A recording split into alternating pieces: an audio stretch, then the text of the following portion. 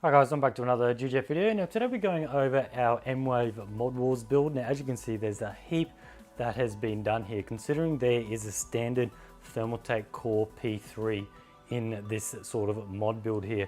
I've got a huge backlog of the build log to do. I've got a ton of pictures to fill you in along the way, but this video is just going to be showcasing the lighting.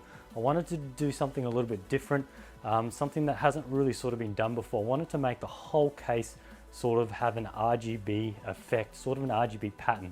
And that's why I'm calling this the Core P3 RGB edition, because literally all these lines will light up RGB. I always had this idea of I wanted to extend the P3, sort of do a double wide one, and sort of put this casing around it and have all the LEDs inside. And I found this really sick pattern online that was just, I don't know if it was some fancy art gallery thing that had all these lines all over it. And I was gonna overlay that whole pattern over this outer shell because all these are in separate pieces. I've cut all these by hand. Now I did get the end bits laser cut. There's an end bit on this side and there's an end bit on the other side. Now that holds the 3 fans for each radiator, and now I wanted those to be perfect. That is 6mm acrylic, so that was sort of my starting point. So I sort of got those 2 laser cut and then I just went from there. All right, now moving on from that, instead of just overlaying the whole pattern, which was going to be a mission, I just thought, well, why don't I just print out a heap of random lines and just scatter them over the opal, because before I painted this black, it was standard opal. If you're familiar with opal, they're used for light boxes. It disperses light really evenly. I've used 3mm opal here. I guess 5mm would have been better. It would have dispersed the light a bit more evenly. So you may have seen pictures, this was completely white. That's what the opal looks like. Then I got my vinyl cutter. I printed out a stack of lines, probably a couple of hundred, and then I just started sticking lines all over the whole shell. I took the shell off the case. It was just this outer shell. Placed it on a table, scattered lines everywhere. When all the lines were done, had to make really careful that none of them lifted up, and then I just undercoated it, then I painted it black.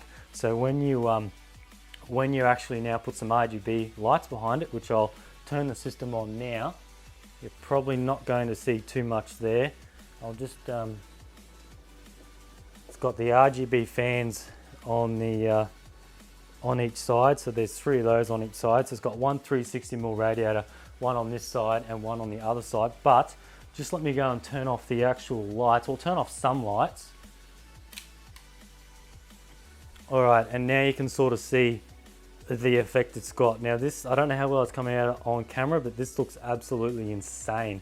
Sort of looks like something I've never seen before. I've added white, another RGB strip separate to the main ones on the bottom of the case. You can see that pulsating white. I can change that to any color I like. Now if I grab the remote, now bear in mind that bottom one is going to change to the same as the others because they're different sensors, but the remotes work the same. So if I turn this, I'll just turn this off, and you can see completely darkness. Once the system's on, you will see a few lights and a bit more. I still have a bit more to do with this system, but you can sort of see the dramatic effect that the case sort of has with all this lighting. Now if I change it to say white, I'm really not sure how well this is picking up on the camera because I do have focus peaking on, so all I see is a heap of dots.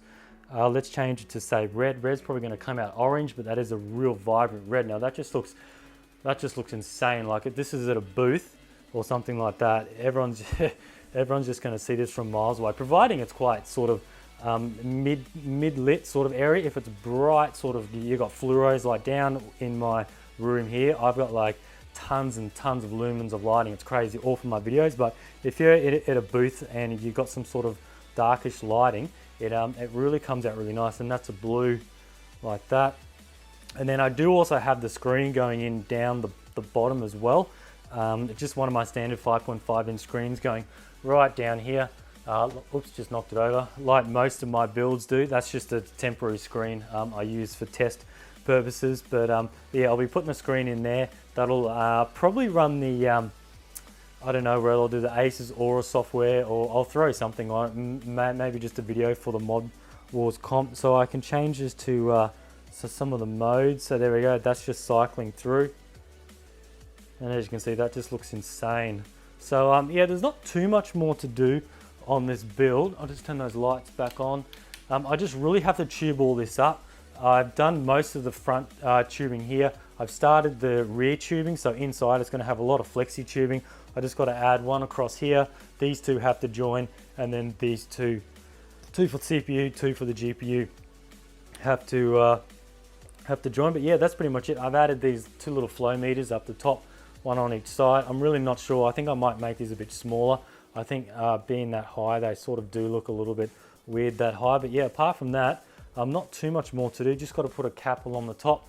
And then that's it. Yeah, the PSU's in the back. I will have dual loops. I've got a full D5 res combo standing up on that side and one standing up on that side. So one will probably do white pastel, and one will probably do blue pastel, and then they'll just change depending on which order I do it. But yeah, that's pretty much it. I just want to thank MWave for putting on this competition, and stay tuned for more updates, and thanks for watching.